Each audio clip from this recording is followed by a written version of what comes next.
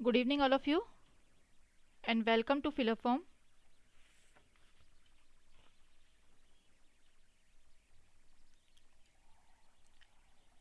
I hope आप सब जुड़ रहे होंगे मेरे साथ। जो जुड़ चुके हैं वो अपनी प्रेजेंस शो करेंगे।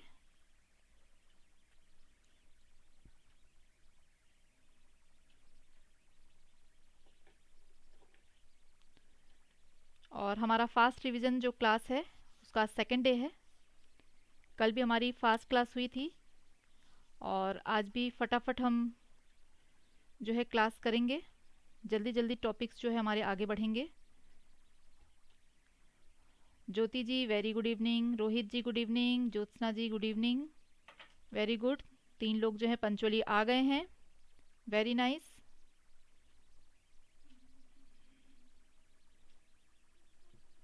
थोड़ी देर वेट करना हमारा एवरीडे का काम है कि हम वेट करते हैं। और साथ में आप लोग नोटबुक रखते हैं कि नहीं मुझे पता नहीं। मैं कई बार आप लोगों को कहा है कि अपनी नोटबुक साथ में रखिए, जिससे कि साथ साथ जो चीज़ें पढ़ाते पढ़ाते मुझे पॉइंट्स याद आते हैं मैं आप लोगों को बताती जाती हूँ, जिसको आप साथ साथ नोट भी करते जाइए। वो आपका एक नोट भी तैयार हो जाएगा।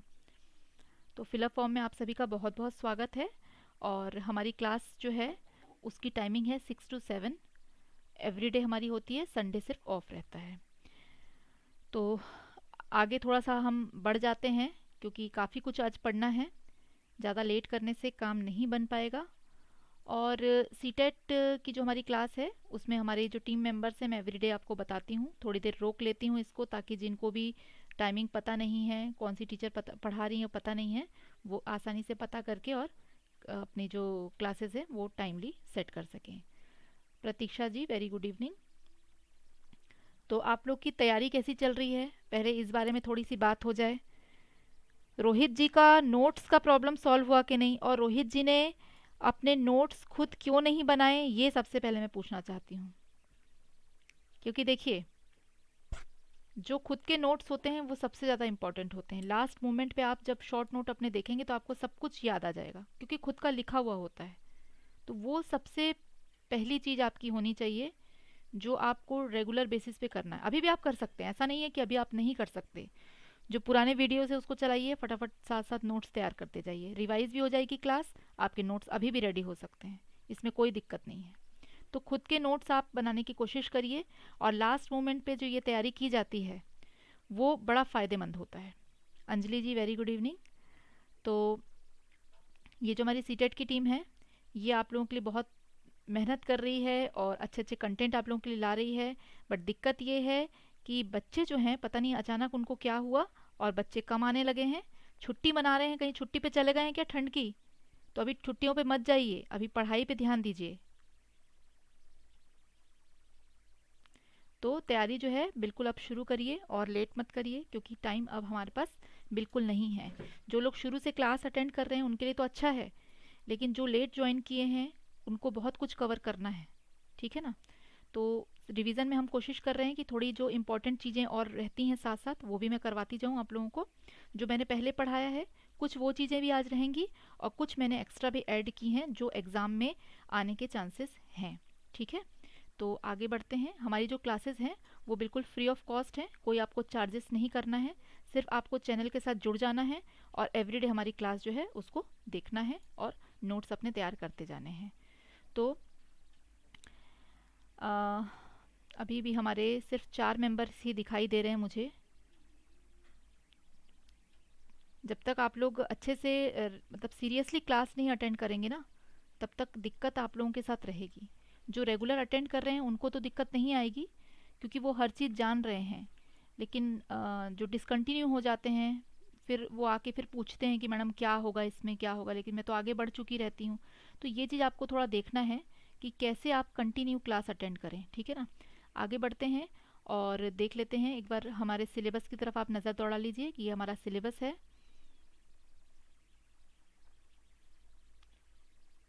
अच्छा, जनरल अवेयरनेस एवरीडे होती तो है। जनरल जीके की क्लास भी होती है मॉर्निंग में।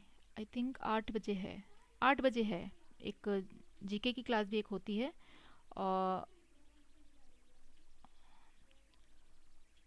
और न्यूज़ अगर आप देखते हैं तो जनरल अवेयरनेस आपका उसमें भी आपका एवरीडे का जो रहेगा, जीके के क्वेश्चंस जो हैं उसमें से रिसेंट जो न्यूज़ होती हैं उनमें से भी आते हैं कई क्वेश्चंस, ठीक है ना। तो करंट अफेयर्स भी आपको देखना बहुत ज़रूरी है, वो आपकी काफ़ी हेल्पफुल होगा। तो न्यूज़ आप लोग जैसे कभी भी आप कोई भी एग्ज़ाम देते हैं ना, तो उसमें आप ये मान के चलिए कि 1 मंथ पहले से आप मतलब रेगुलर, ऐसे भी हमें न्यूज़ तो देखना ही चाहिए, बट अगर नहीं देख रहे हैं तो एग्ज़ाम के कुछ समय पहले से आप रेगुलर न्यूज़ देखिए। करंट अफेयर्स भी बहुत पूछे जाते हैं, है ना। तो ये भी आपको ध्यान देना चाहिए। पटेल जी गुड इवनिंग। और ये आपका जो है नंबर किस तरह से आपके डिवाइड हैं, सीडीपी के 30 क्वेश्चन रहेंगे और 1 1 मार्क्स के एक एक क्वेश्चन रहेंगे।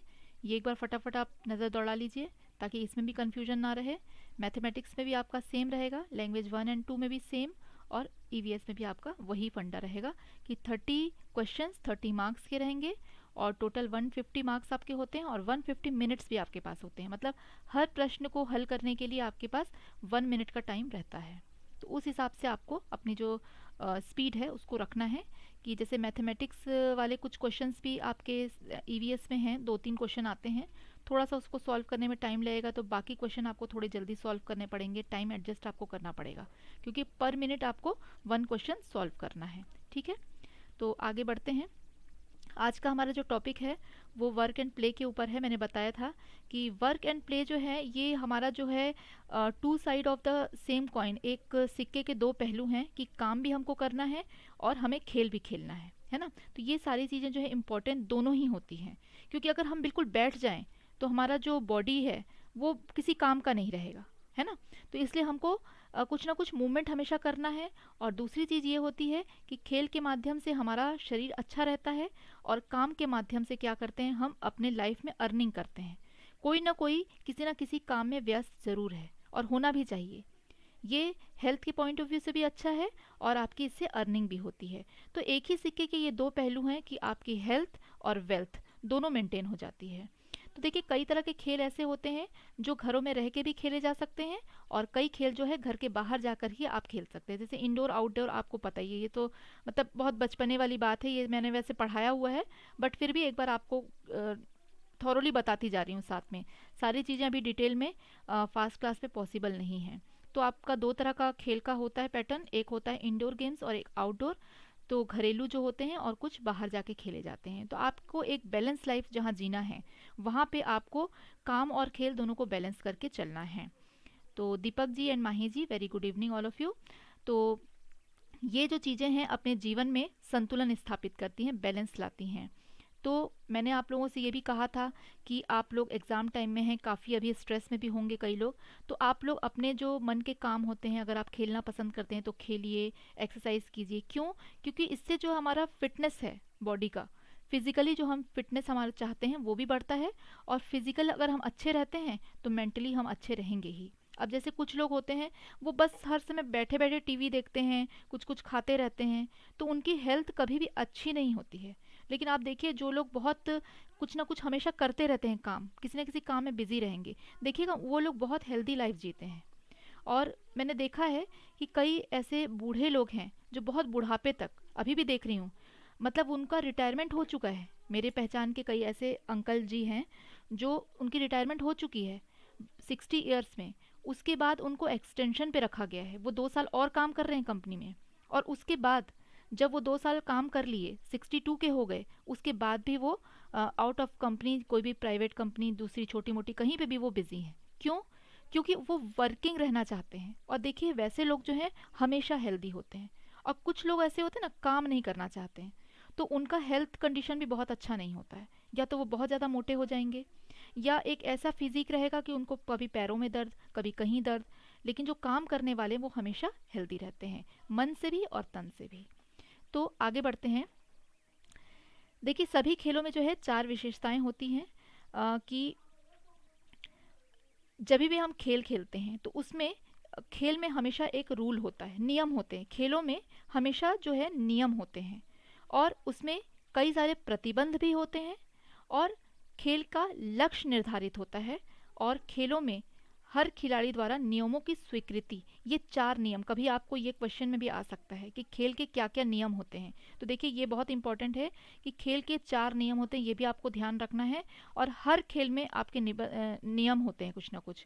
तो नियमों को मानना, उसकी स्वीकृति लेना, वो भी एक चीज़ होता है। तो दूसरा ये हो गया। तीसरा क्या हो गया कि खेल का जो है वो लक्ष्य होता है।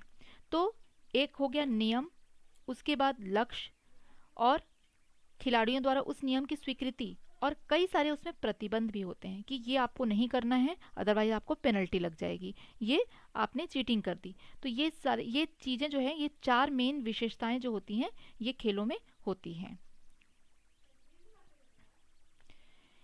खेल और खेल का महत्व। देखिए खेल और खेल का महत्व जो है वही जानता है जो खुद खेलता है। अब जैसे मैं आपको बता रही हूँ कि मैंने बहुत दिनों तक खेलना कूदना छोड़ दिया था, क्योंकि हम टीचिंग लाइन में थे तो टीचिंग में बिजी थे। उसके बाद ऐसा हुआ कि मुझे क्लास में जो है बच्चों का गेम्स का पीरियड मिल गया। तो मैं फिर बच्चों के साथ एक्टिव रहने लगी, खेलने लगी, तो मुझे अच्छा लगने लगा बहुत सारी चीज़ें।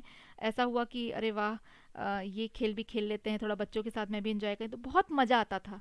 उसके बाद क्या हुआ कि कुछ समय मैंने मेरा एक्चुअली ट्रांसफ़र हो गया, तो जॉब चेंज हो गई, जहाँ फिर वही थी कि मुझे कुछ खेलने कूदने का अवसर नहीं मिला। तो बिल्कुल क्या हुआ, बस गए क्लास में, बच्चों को पढ़ाया, वापस आ गए, इस टाइप का रहा। तो काफ़ी दिनों तक खेल छूट गया, और करीब करीब 7-8 सालों तक मुझे कोई गेम्स का टच नहीं रहा।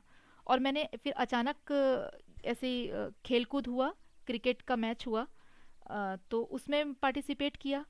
और ये हो गई हालत कि बहुत दिनों बाद हमने खेला, तो मेरे पैरों में जो है वो बहुत ज़्यादा दर्द हो गया। क्यों? क्योंकि बिल्कुल ब्रेक ले लिया था। और बहुत ज़्यादा ब्रेक लेने के बाद क्या, हमारी बॉडी भी बिल्कुल आराम के मोड में आ जाती है कि भाई अब तो आराम कर रहे हैं। और अचानक जब खेलने लगते हैं तो वापस क्या होता है, स्ट्रेचिंग आ जाती है बॉडी में। तो वो स्ट्रेच जो है वो कभी कभी हमको तकलीफ भी देती है। लेकिन यही अगर मैं कंटिन्यू खेल के साथ रहती तो मेरे साथ ये प्रॉब्लम नहीं आती। तो ये हो जाता है कि हमारी कई बार नस खिंच जाती है, कई बार खिलाड़ियों के साथ भी ये चीज़ होता है, ऐसा नहीं है।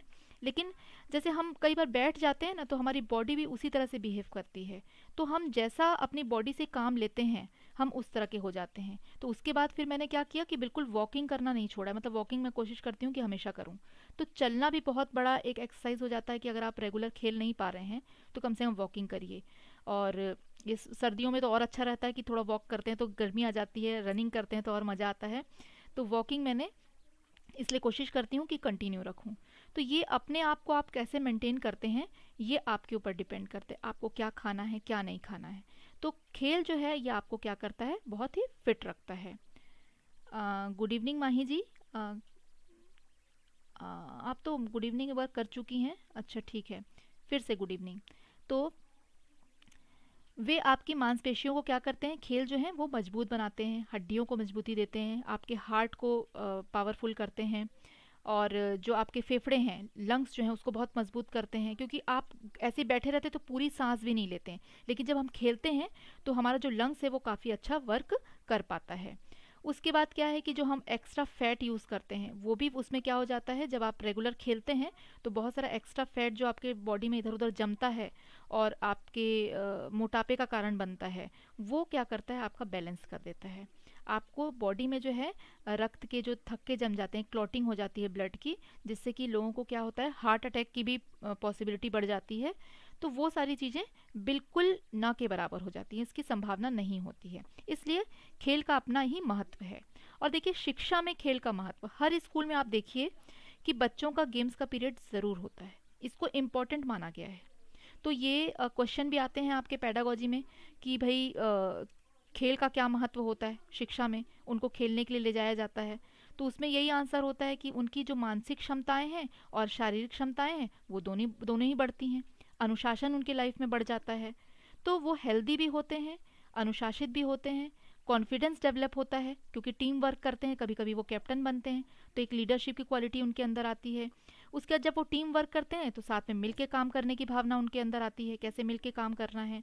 और फिर एक होता है कि आपको कोई भी चीज़ की रिस्पॉन्सिबिलिटी दी जाती है तो वो जिम्मेदारी को आप अच्छे से निभा पाते हैं। तो ये बहुत सारी चीज़ें जो हैं वो डेवलप होती है खेल के साथ। तो खेल खेलना जीवन का पाठ सिखाता है, जैसे टीम वर्क, जवाबदेही, आत्मविश्वास, जिम्मेदारी और आत्म अनुशासन।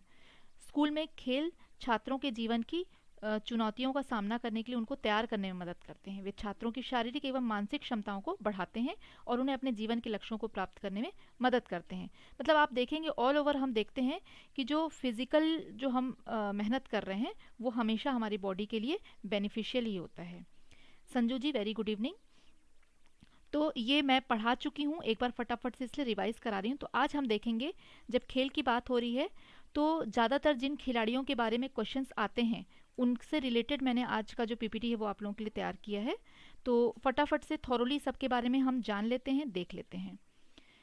कर्णम मालेश्वरी जो हैं, इनके बारे में कंटिन्यूसली फ्रिक्वेंटली बहुत सारे क्वेश्चंस आ रहे हैं, लगातार कुछ समय से इनसे रिलेटेड क्वेश्चंस आ रहे हैं। तो इनको बिल्कुल मत छोड़िएगा, मैं इनको पढ़ा चुकी हूँ पहले, फिर से आप लोगों को एक बार रिपीटेशन क्योंकि करा रहे हैं तो ये ज़रूरी था।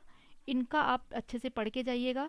ये 12 साल की उम्र की थी तब से वेट लिफ्टिंग का जो अभ्यास है वो कर रही हैं, प्रैक्टिस में लगी हुई हैं और वो एक बार में 130 केजी तक उठा लेती हैं। कर्णम मालेश्वरी ने जो है 29 मेडल्स जीते हैं। बेसिक जो चीज़ें हैं वो आपको ध्यान रखना है, ठीक है। ये she is from Andhra Pradesh से ये हैं। She is a weight lifter, ये वज़न उठाने का, वेट लिफ्टिंग का काम करती हैं। इनके जो फादर हैं वो हवलदार हैं। तो ये जो कि इनके बारे में आपने देखा होगा कि फिल्म भी बन गई मैरी कॉम के लिए। और क्यों बनी? क्योंकि जो मैरी कॉम हैं वो जो हैं बहुत ज़्यादा फेमस हुई, क्योंकि फिल्म भी ऐसे लोगों के लिए बनती है जो बहुत ज़्यादा फेमस होते हैं। मतलब इन्होंने अपने लाइफ में कुछ ऐसी चीज़ें ज़रूर की हैं। तो बफरिंग क्या अभी भी हो रही है? मुझे तो दिखाई दे रहा है अपने मोबाइल पर, थोड़ी सी बीच में बफरिंग हुई थी, नेटवर्क का कुछ इशू हो सकता है। प्लीज़ एक बार थम्स अप मुझे शो करेंगे कि सभी को दिखाई दे रहा है कि नहीं, थोड़ा सा मैं कंफर्म हो जाऊं, फिर हम क्लास कंटिन्यू करेंगे।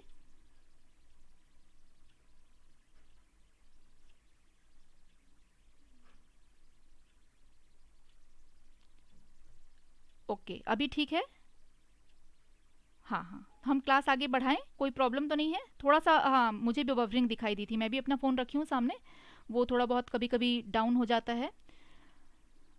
हाँ जी, चलिए फटाफट कर लेते हैं ना। तो मैरी कॉम पे जो है वो फिल्म भी बनी थी और कई लोगों ने देखी भी होगी। और इतना चैलेंजिंग इनका लाइफ रहता है कि इनके लाइफ में जो है अ, बहुत सारी प्रॉब्लम्स आती है और उनको फेस करके ये आगे बढ़ते हैं। मतलब इनके लाइफ से अगर इनकी आप बायोग्राफी देखते हैं, जो स्पोर्ट्समैन होते हैं, मैंने आपको पहले भी बताया था जो, thank you so much all of you, आप लोगों ने सब ने अपना अपना थम्स अप शो कर दिया कि भाई मैडम टेंशन में ना आ जाए पढ़ाते वक्त।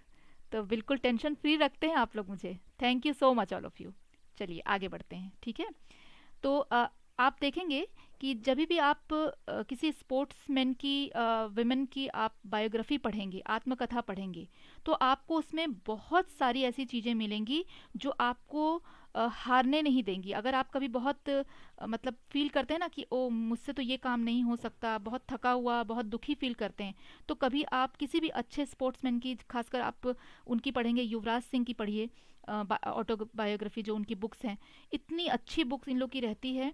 आपने वो भी देखा होगा, महेंद्र सिंह धोनी के बारे में भी देखा है, फिल्म बन गई इन लोग के ऊपर। और इतनी मतलब इम्प्रेसिव होती है इनकी फिल्में कि शुरू से आप आखिरी तक देखिए, आपको उठ के बिल्कुल फिल्म छोड़ने का मन नहीं करेगा। क्यों? क्योंकि इनके जीवन में इतना संघर्ष होते हुए भी इन्होंने संघर्ष से आगे बढ़ना सीखा है और तभी ये महान हुए हैं, है ना। तो मैरी कॉम जो हैं, उनका एक्चुअली में नाम जो है मेंगते चाइजेंग मैरी कॉम है, ठीक है। तो इतना लंबा कोई नाम नहीं प्रोनाउंस कर पाते हैं, तो शॉर्टली क्या बोलते हैं, मैरी कॉम के नाम से उनको जाना जाता है। ये महिला, भारतीय महिला मुक्केबाज हैं, मणिपुर की जो मूल निवासी हैं, और 8 बार जो है ये विजेता रह चुकी हैं मुक्केबाजी में। और 2012 ग्रीष्मकालीन जो समर ओलंपिक्स जो होते हैं उसमें इन्होंने कांस्य पदक जीता है। बाकी सारी डिटेल इसमें है जो आप नोट डाउन भी कर सकते हैं स्क्रीन से।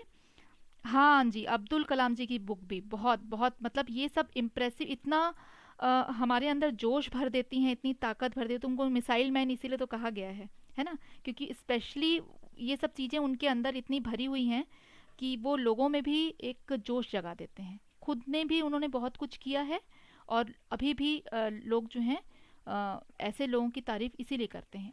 आप अमिताभ बच्चन को ही ले लीजिए, मतलब इतने ज़्यादा एज होने के बाद भी वो अभी तक काम कर रहे हैं। एक कितने बड़े बड़े ये लोग एग्जाम्पल हैं लाइफ में। आप पॉलिटिशियंस को देखिए, बहुत सारे पॉलिटिशियन ऐसे हैं जिनकी एज बहुत ज़्यादा है बट वो अभी तक बिल्कुल सक्रिय रूप से काम कर रहे हैं, पॉजिटिवली काम कर रहे हैं। तो ये इतना आसान नहीं होता है। एक एज जब आप पड़ाव पार करते हैं तो आपको फिजिकली फील होता है कि हमारी एज बढ़ रही है, लेकिन जो मन होता है ना, मन की कोई एज नहीं होती है, और जो हमारी मन की क्षमता है उसको कोई हरा नहीं सकता, सबसे बड़ी चीज़ है। तो हम अगर मन से मजबूत हैं तो हमारा तन अपने आप मजबूत हो जाता है। अगर आप सोच लेते हैं कि आप ये कर पाएंगे तो ज़रूर कर पाएंगे। तो इसलिए इस तरह के जो लोग हैं इनके बारे में भी क्वेश्चन बनते हैं कि इन्होंने ग्रीष्मकालीन ओलंपिक में कौन सा पदक जीता, तो कांस्य पदक जीता। आपको ये छोटी छोटी पॉइंट्स में मैंने इसलिए रखा है, इसको आपको ध्यान रखना है, ठीक है। ये जो है पार्लियामेंट की भी जो है, राज्यसभा की जो है वो सदस्य हैं, फॉर्मर मेंबर भी हैं ये। और ये एक विश्व प्रसिद्ध क्या है, मुक्केबाज हैं। और इन्होंने 8 बार जो है ये प्रतियोगिता में ये जीत चुकी हैं। ये भी एक टाइम पे हार गई थी हिम्मत, लेकिन फिर उन्होंने अपने आप को क्या किया, दोबारा से शुरुआत की अपनी लाइफ की। तो ऐसा होता है, सबके साथ होता है ये चीज़। अनुरागी जी गुड इवनिंग।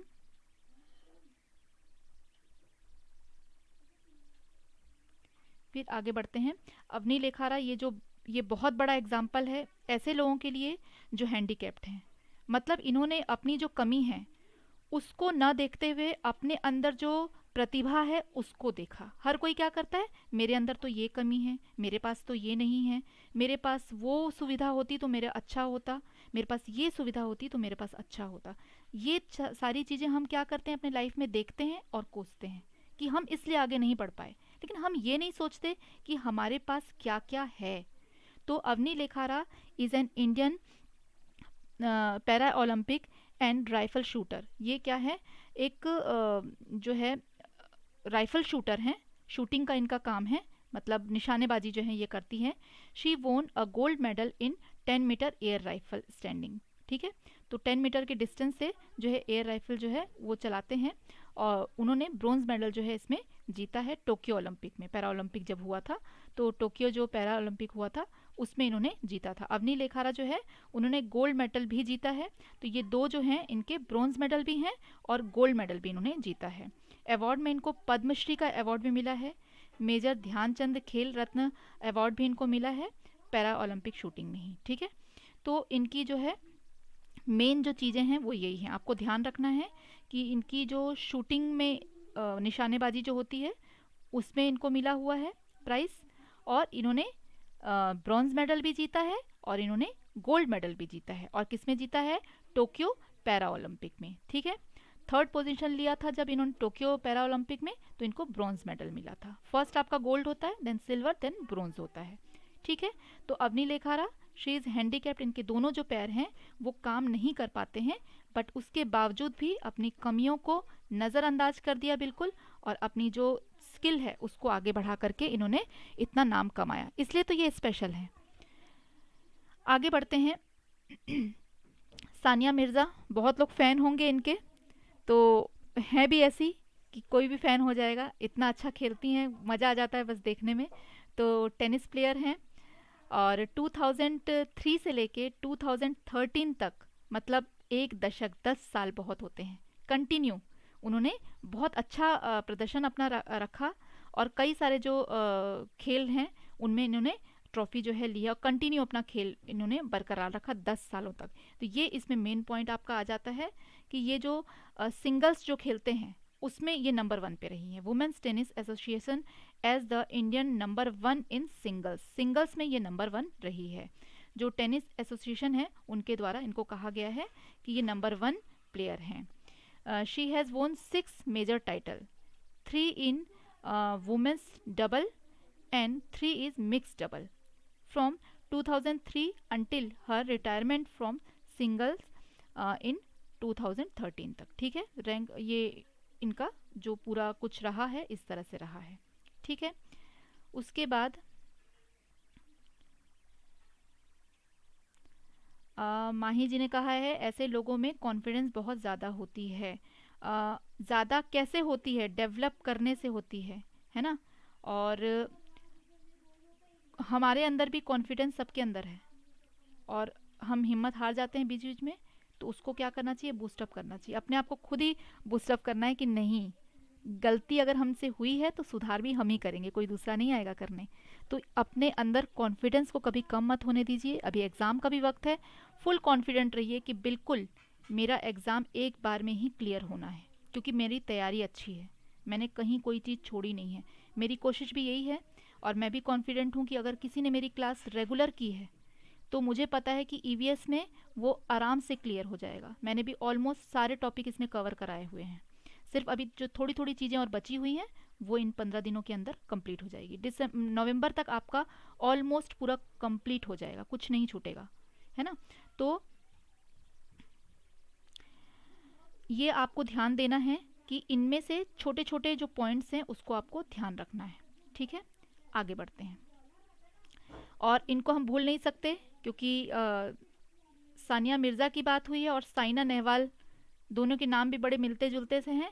और बहुत अच्छा जो है इनका भी प्रदर्शन रहा है, बैडमिंटन प्लेयर हैं, और बहुत अच्छी लगती है मुझे। अब फिल्म इनकी भी बनी है, फिल्म वो भी मैंने देखी है, बहुत बहुत मज़ा आता है देखने में ऐसी फिल्म, क्योंकि इतनी सारी इन लोग प्रॉब्लम फेस करते हुए भी कितना आगे बढ़ते हैं, और क्या क्या इन्होंने लाइफ में गलती करी है वो भी दिखाया जाता है। तो Sania Nehwal is an Indian professional badminton player. ये भी आपको ध्यान रखना है कि कौन किस चीज़ में माहिर है, किस खेल का खिलाड़ी है, ये भी आपको याद रखना है। A former world number 1, she has won 24 international titles, ठीक है, मतलब इतने सारे इन्होंने जीते हुए हैं, which includes 10 super series title, although she reached the world second in 2009, it was only in 2015 that she was able to attain the world number 1, ठीक है। साइना नेहवाल जो हैं भारतीय बैडमिंटन खिलाड़ी हैं, वह एक महीने में तीसरी बार प्रथम वरीयता पाने वाली अकेली महिला खिलाड़ी हैं, ये ध्यान रखिए, पॉइंट इंपॉर्टेंट है, ठीक है। ये सानिया करके ही है फिल्म, बहुत अच्छी फिल्म है। ये जितने भी खिलाड़ी हैं ना, इन सब की फिल्म तो आप लोग छोड़िए मत, बहुत अच्छी रहती है, मैंने ऑलमोस्ट सबकी देख ली है। मैरी कॉम हो गई, फिर ये सानिया करके ही है फिल्म का नाम, और क्या बोलते हैं, महेंद्र सिंह धोनी के भी आपको पता है, तो इनको, और फिर वर्ल्ड कप वाला जो 83 है वो भी मैंने देखी हुई है। तो बहुत अच्छी अच्छी फिल्म है, बहुत ही अच्छा लगेगा देखने में। उसके बाद कई ऐसे हैं मशहूर जो आपके उसमें हैं, क्या बोलते हैं, जैसे नेवी वगैरह में हैं, या अलग आपके बॉर्डर पे जो रहते हैं, आर्मी वगैरह में जो हैं, उस तरह के लोगों के ऊपर भी बहुत सारी फिल्म बनी है, जो बहुत ही, मतलब हम इधर उधर जो फालतू चीज़ें, जो शॉर्ट्स देखते हैं ये वो, हमको इस तरह की मोटिवेशनल चीज़ें देखनी चाहिए। ये हमारे अंदर बहुत सारी चीज़ों की ताकत बढ़ा देती है, हमको पता भी नहीं चलता और हमारे अंदर वो ताकत आ जाती है। तो ये इस तरह की हमें फिल्म डॉक्यूमेंट्रीज देखनी चाहिए लाइफ में, जो हमारे काम आए, हमारे अंदर का आत्मविश्वास को बढ़ाए। तो ये तीसरी बार जो है प्रथम वरीयता पाने वाली अकेली महिला खिलाड़ी हैं, इस पॉइंट को आप नोट करके रखेंगे। वह एक महीने में तीसरी बार प्रथम वरीयता पाने वाली अकेली महिला खिलाड़ी हैं, ठीक है। कौन है ये? साइना नेहवाल हैं। और लंदन ओलंपिक में 2012 में साइना ने इतिहास रचते हुए बैडमिंटन की महिला एकल स्पर्धा में क्या किया है? कांस्य पदक हासिल किया है। बैडमिंटन में ऐसा करने वाली वे पहली भारतीय खिलाड़ी हैं, कांस्य पदक उनको मिला है लंदन ओलंपिक में, ये नोट डाउन करके रखिए, ठीक है। उसके बाद आगे बढ़ते हैं। मिथाली राज के बारे में भी आप लोगों ने सुना है, बहुत अभी चर्चा में रही। She is an Indian cricket team, ये जो है कैप्टन है इंडियन क्रिकेट जो लेडीज़ लोग की जो कैप्टन है टीम की, और नेशनल क्रिकेट टीम 2004 टू 2022। और Mithali is highest run scorer in women's international cricket and is considered one of the greatest cricketers of all time. एक महान खिलाड़ी हैं ये भी। Mithali holds numerous records in international cricket, ठीक है। तो वो जो है दोहरा शतक बनाने वाली भी पहली महिला है, क्रिकेटर हैं, ठीक है। महिलाओं के लिए भी बड़ा मुश्किल होता है, ये एक महिला ही समझ सकती है कि क्या क्या मुश्किलों का उनको सामना करना पड़ता है, क्योंकि सबसे पहले तो है कि घर से ही कई महिलाओं को जो है वो लड़कियों को सपोर्ट नहीं मिलता है। उसके बाद भी आज भी कंडीशन कई जगह इसी तरह की है, बोलते हैं कि बहुत कुछ आगे बढ़ गया है, लेकिन आज भी कई कंडीशन जो है ऐसी है जिसमें महिलाओं को अभी भी बहुत सारी प्रॉब्लम फेस करनी पड़ती है। जब आप इनसे सब रिलेटेड फिल्में देखेंगे तो उसमें आपको पता चलेगा कि क्या, जैसे दंगल फिल्म तो आप लोगों ने देखी ही होगी। तो उसमें आपको पता ही है कि जो अम, वो दंगल के लिए जाते हैं तो लड़कियों को अलाउ ही नहीं किया जाता था उस टाइम पे कि वो दंगल करें। तो वो अपनी प्रैक्टिस कैसे करेंगी? उसके बाद उनके हंसी उड़ा दी जाती थी। लेकिन उसी चीज़ को उन्होंने क्या कर दिया, पॉजिटिवली चेंज कर दिया। उनके फादर ने उनको क्या किया, लड़कों के साथ जो है वो दंगल करवाया। और इस कारण से जब वो आगे गई और उन्होंने और खिलाड़ियों के साथ जब दंगल किया तो वो लड़कियों को बिल्कुल पटक पटक के गिरा देती थी। तो ये क्या होता है कि देखिए, अ, अंदर आपके वो आत्मविश्वास हमेशा होता है, क्योंकि वो लड़कों के साथ ही दंगल में लड़कों को हरा चुकी थी। तो उनका कॉन्फिडेंट बहुत बिल्टअप हो चुका था। तो ये सारी चीज़ें जो हैं खिलाड़ियों से हमको देखने को मिलती हैं, और आपको कहीं देखने नहीं मिलेगा जितना खिलाड़ियों से आपको हिम्मत और साहस मिलेगा। और एक फौजी जो होते हैं उनका आप देखेंगे तो मिताली राज जो है भारतीय महिला क्रिकेट टीम की जो है कप्तान रही। मिताली राज ने अपने करियर की शुरुआत जो है 2001 में आयरलैंड के खिलाफ वनडे में की थी। अपने पहले ही मैच में शतक बनाने वाली एकमात्र महिला खिलाड़ी हैं। देखिए, ये भी एक पॉइंट आपका बन जाता है। वे टेस्ट क्रिकेट मैच में दोहरा शतक बनाने वाली पहली महिलाएं। ये सारे पॉइंट आप लोग नोट डाउन करके रखेंगे, ठीक है? क्योंकि मे भी इनमें से भी क्वेश्चन आ सकते हैं, चांसेस बनते हैं इनके, क्योंकि ये सभी अभी बहुत ज़्यादा लाइमलाइट में हैं।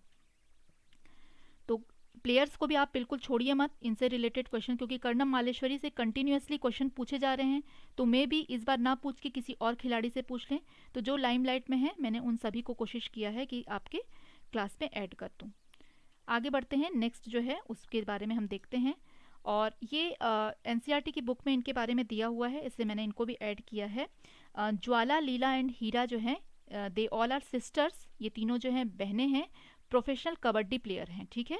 और ये जो है अब तो एजेड काफ़ी दिख रही हैं। ये एक टाइम में जब खेला करती थी तो बहुत अच्छी खिलाड़ी थी, और आफ्टर रिटायरमेंट इन्होंने क्या किया, एक वुमेंस के लिए एक क्लब बनाया जहाँ पे लड़कियाँ जो हैं, महिलाएं जो हैं, उनको प्रोत्साहित किया जा सके। तो ये भी एक बहुत बड़ा जो है कीर्तिमान इन लोगों ने किया है, बहुत बड़ा एक काम किया है लेडीज़ लोग के लिए। ज्वाला, लीला और हीरा पेशेवर कबड्डी खिलाड़ी थीं।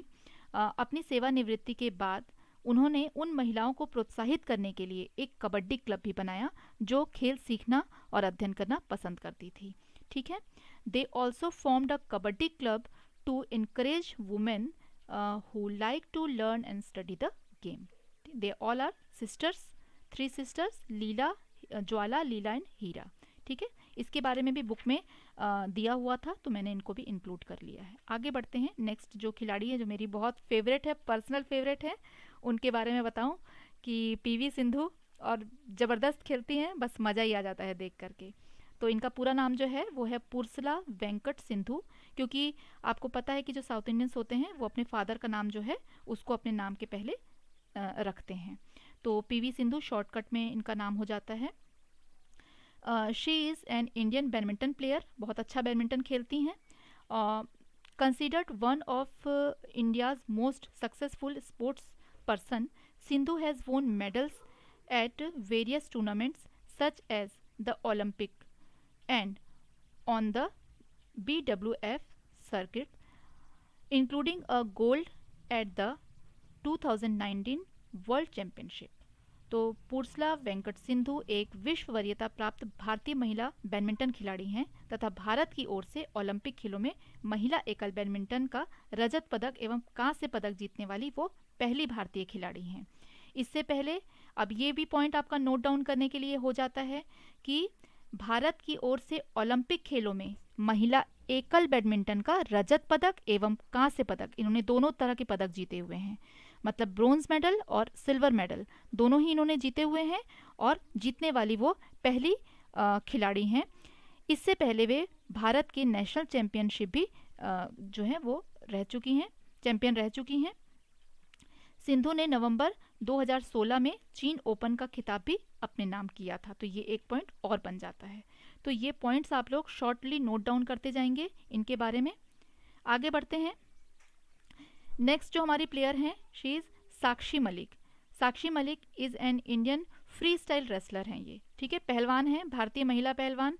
और आप सभी जानते हैं कि पहलवानों के लिए जो खासकर अगर वो महिला हैं तो उनके लिए बहुत सारी पाबंदियां, बहुत सारे प्रॉब्लम्स जो हैं वो रहते थे पहले के समय में, लेकिन कितने सारे प्रॉब्लम्स को इन्होंने ओवरलुक करके और ये आगे बढ़ी हुई ये सब महिलाएं हैं जिनके ऊपर हमें प्राउड फील होता है।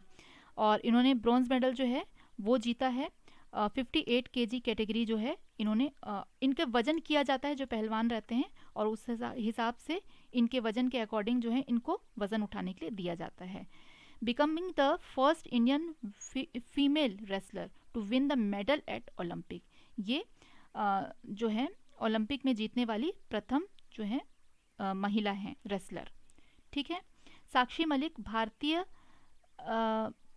महिला पहलवान हैं। इन्होंने ब्राज़ील के रियो डी जेनेरियो में हुए 2016 ग्रीष्मकालीन ओलंपिक में कांस्य पदक जीता है।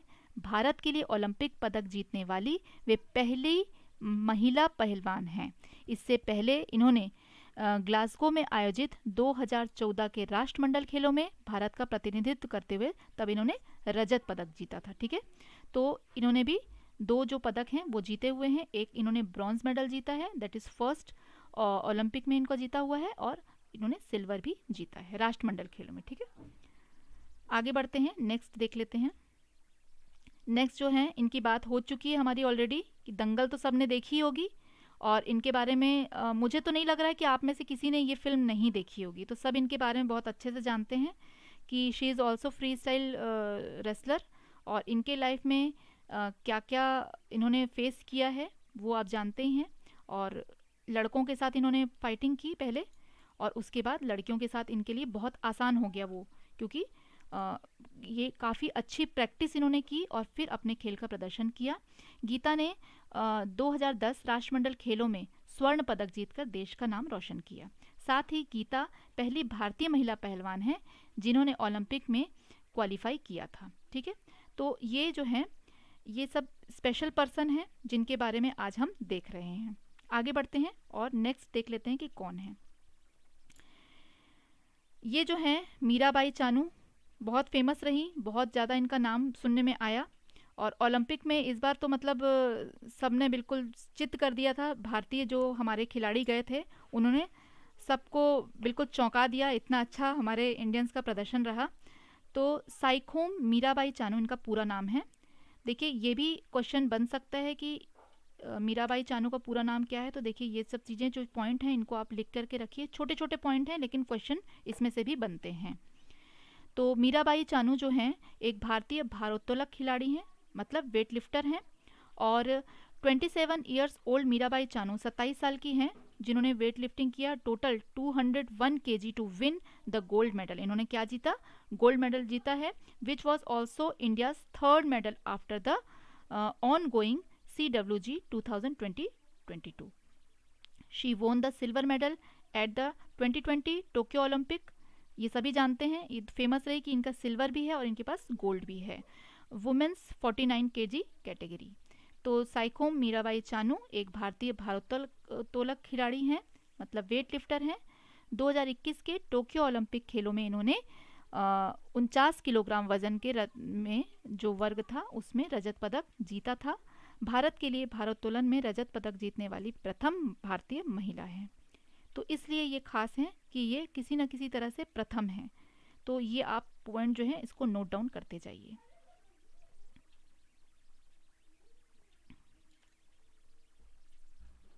आगे बढ़ते हैं, और महेंद्र सिंह धोनी, इनको भी कौन नहीं जानता है, और बहुत सारे फ़ैन हैं इनके जो बिल्कुल अब इनके बारे में तो आप लोग मुझसे ज़्यादा जानते होंगे। मैं आपको क्या बताऊं, मुझसे ज़्यादा जो क्रिकेट खिलाड़ी जो होंगे, जो जिनको क्रिकेट बहुत पसंद होगी, वो मुझसे ज़्यादा जानते होंगे, है ना। तो महेंद्र सिंह धोनी जो हैं, Mahendra Singh Dhoni is an Indian farmer international cricketer, और ये हमारे कैप्टन भी रह चुके हैं, और इन्होंने हमें वर्ल्ड कप भी दिलाया था। तो ये सभी को याद है, कोई भूला नहीं होगा इस चीज़ को। who was captain of the Indian national cricket team in the limited overs format for 2007 to 2017 and in test cricket from 2008 to 2014 and the current captain of the CSK। ये तो पुरानी बात हो गई। she led India to victory in 3 ICC trophies 3 ICC trophy इन्होंने दिलाई है, the most by any Indian captain, ठीक है, सबसे ज़्यादा जो है वो ट्रॉफी दिलाने वाले जो हैं वो कहलाते हैं। और इनका जन्म जो है झारखंड में हुआ है। अच्छा, पद्म भूषण इनको मिला हुआ है, पद्मश्री भी मिला हुआ है, और मेजर ध्यानचंद खेल रत्न पुरस्कार से भी ये सम्मानित हो चुके हैं। आपको ध्यान रखना है, ये चीज़ें आप नोट डाउन करके रखिए कि इनको कौन कौन से प्राइजेस मिले हुए हैं। पद्म भूषण, पद्मश्री और मेजर ध्यानचंद खेल पुरस्कार, ये तीनों आप नोट डाउन कर लीजिए ज़रूर, क्योंकि ये सब इम्पॉर्टेंट पॉइंट्स हैं, इनमें से क्वेश्चन बनते हैं। और आगे बढ़ते हैं हम। और इनको भी कौन नहीं जानता, my also personal favourite, Sachin Tendulkar. तो सचिन तेंदुलकर जो हैं, इनका जन्म जो है वो क्रिकेट के इतिहास में इसीलिए हुआ था कि ये सारे रिकॉर्ड तोड़ दें। पता नहीं कितने रिकॉर्ड इन्होंने तोड़ दिए हैं, और इसकी गिनती भी अब करनी मुश्किल हो गई है। तो ये एक ऐसे महान खिलाड़ी हैं जो सदियों में एक बार बोलते हैं ना आते हैं, ये सब उन खिलाड़ियों में आते हैं। इनके जैसा फिर दोबारा किसी को देखने को नहीं मिलता कि इनके जैसा कोई और खिलाड़ी आया हो, तो ये उन खिलाड़ियों में होते हैं। तो Indian farmer international cricket who captain the Indian national team, ये एक बार कैप्टनशिप भी कर चुके हैं हमारी टीम के लिए। He is regarded as one of the greatest batsman in the history of cricket. तो सचमुच ये बात बिल्कुल सही है कि इंडियन जो क्रिकेट टीम का जो इतिहास अगर हम देखते हैं तो इसमें ये एक बहुत ही मतलब गौरवान्वित करने वाले, बहुत ही सम्मानित जो हैं वो प्लेयर कहलाए जाएंगे। He was a right handed top order batsman, शुरू में ही आते हैं खेलों में और राइट हैंडेड बैट्समैन हैं। और इनका आपको जो मेन चीज़ है वो ध्यान रखना है कि भारत के सर्वोच्च नागरिक सम्मान भारत रत्न से ये सम्मानित होने वाले सर्वप्रथम खिलाड़ी और सबसे कम उम्र के व्यक्ति हैं। ये इनका मेन पॉइंट है, इसलिए इनको ऐड किया गया है। ये पॉइंट आप नोट डाउन करके रखेंगे। मैं साथ साथ आप लोगों को पॉइंट्स भी बताती जा रही हूँ जो आपको नोट डाउन करना है, जो मेजर चीज़ें हैं वो आपको ध्यान रखनी है। तो भारत के सर्वोच्च जो नागरिक सम्मान होता है वो है भारत रत्न पुरस्कार। तो भारत रत्न पुरस्कार इनको दिया गया है, और ये वो सर्वप्रथम खिलाड़ी हैं जो सबसे कम उम्र के व्यक्ति भी हैं, ये जिनको ये भारत रत्न जो पुरस्कार है उससे सम्मानित किया गया है। सभी के पास ये रत्न जो ये सम्मान जो है सभी को नहीं मिल पाता है। और इनके लिए खास बात ये है कि इन्होंने अपने जो ऐसे तो बहुत रिकॉर्ड बनाए हैं खेलों में, इवन अब इन्होंने जो प्राइज़ इनको मिला है उसमें भी इन्होंने क्या कर दिया है, एक रिकॉर्ड बना दिया है कि सबसे कम उम्र के व्यक्ति हैं और सर्वप्रथम खिलाड़ी हैं जिनको भारत रत्न से सम्मानित किया गया है। ठीक है, क्लियर है सभी को? ये पॉइंट आप लोग नोट डाउन कर लेंगे प्लीज़, कि भारत के सर्वोच्च नागरिक सम्मान भारत रत्न सम्मानित होने वाले सर्वप्रथम खिलाड़ी और सबसे कम उम्र के व्यक्ति हैं। ठीक है, नोट करते जा रहे हैं या नहीं करते जा रहे हैं आप लोग?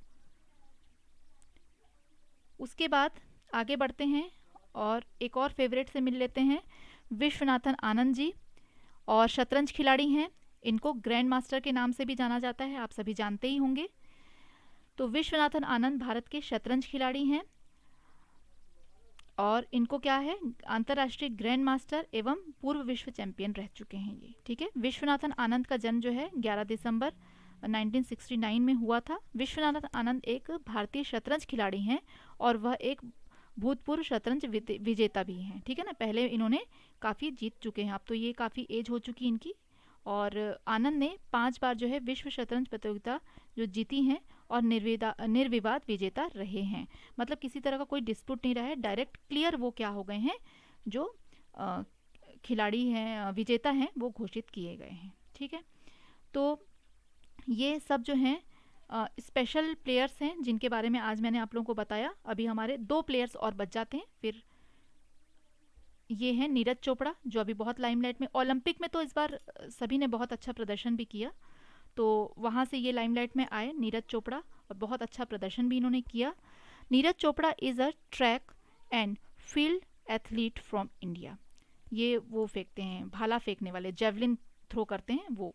ठीक है ना, he is the reasoning Olympic champion, silver medalist हैं in the world championship and the Diamond League champion in javelin throw. He is the most decorated athlete of the India and the first Asian athlete to win the Olympic gold medal in men's javelin throw. ठीक है, तो इन्होंने silver medal भी जीता है और इन्होंने javelin throw में गोल्ड मेडल भी जीता है। नीरज चोपड़ा ट्रैक और फील्ड एथलीट प्रतिस्पर्धा में भाला फेंकने वाले खिलाड़ी हैं, जेवलिन थ्रो करते हैं। नीरज ने 87.58 मीटर भाला फेंककर टोक्यो ओलंपिक 2021 में गोल्ड मेडल जीतकर इतिहास रच दिया, क्योंकि पहला गोल्ड आया था जेवलिन थ्रो में।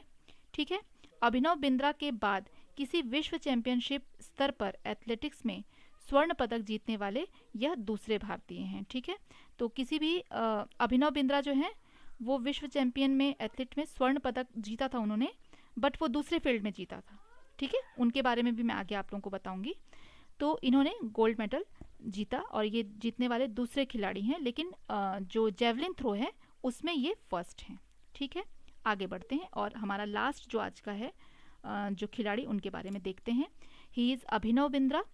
अभिनव Bindra is an Indian Olympic gold medallist, पहले गोल्ड मेडल जीतने वाले हैं और ये राइफल शूटिंग वाले जो रहते हैं उसमें इन्होंने जीता है। ठीक है, ये निशानेबाज हैं और जो आपके नीरज चोपड़ा हैं उन्होंने जेवलिन थ्रो किया था। तो ये जो है पहली गोल्ड इन्होंने ही लाया था और नीरज चोपड़ा ने दूसरा लाया था, लेकिन अलग अलग फील्ड में इन्होंने अपने गोल्ड मेडल जीते हैं। Abhinav Bindra is an Indian Olympic gold medalist, retired sports shooter, इन्होंने रिटायरमेंट ले चुकी है अपनी, एंड बिजनेसमैन भी ये हैं। He is the first and one of the only 2 Indians to win an individual Olympic gold medal. 2 लोग ही हैं जिन्होंने अभी तक ओलंपिक में गोल्ड लाया हुआ है।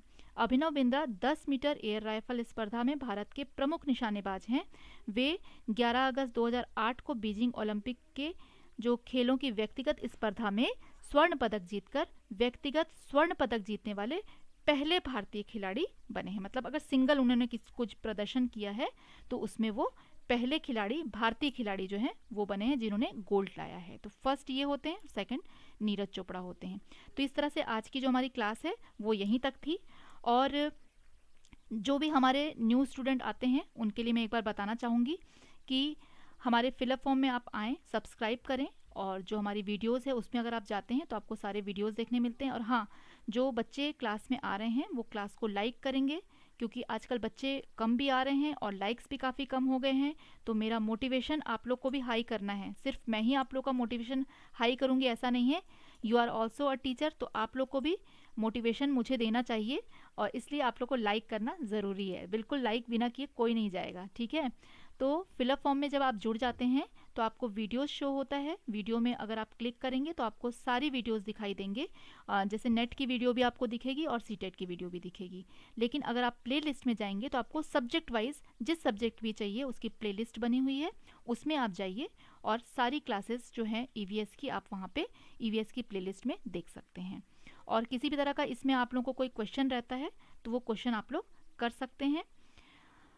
तो आज की क्लास जो है हमारी इतनी ही थी और कल मिलते हैं फिर। हमारी जो कल की क्लास होगी वो भी बहुत इंपॉर्टेंट है, बिल्कुल मिस मत करिएगा। उसमें से बहुत क्वेश्चन आते हैं, क्योंकि कल मैं जो है आप लोगों को कई सारी परियोजनाओं के बारे में बताऊंगी। जो अलग अलग एनिमल्स होते हैं उनके लिए अलग अलग जो उनकी सुरक्षा के लिए, संरक्षण के लिए जो परियोजनाएं चलाई गई हैं गवर्नमेंट की तरफ से, उन परियोजनाओं के बारे में बताऊँगी और उससे क्वेश्चन आते भी हैं। एक आध क्वेश्चन तो उसमें से आएंगे ही। तो मैं कोशिश करती हूँ कि अधिक से अधिक अच्छा कंटेंट आप लोगों को दूँ और आप सभी भी जुड़ने का प्रयास करेंगे कल। तो आज की क्लास यहीं ख़त्म करते हैं और फिर कल मिलते हैं। Good bye all of you, take care और बिल्कुल अपनी तैयारी करते रहिए और नोट्स अपने तैयार करते रहिए। खुद भी अपने नोट्स ज़रूर तैयार करिए। ठीक है, good bye all of you.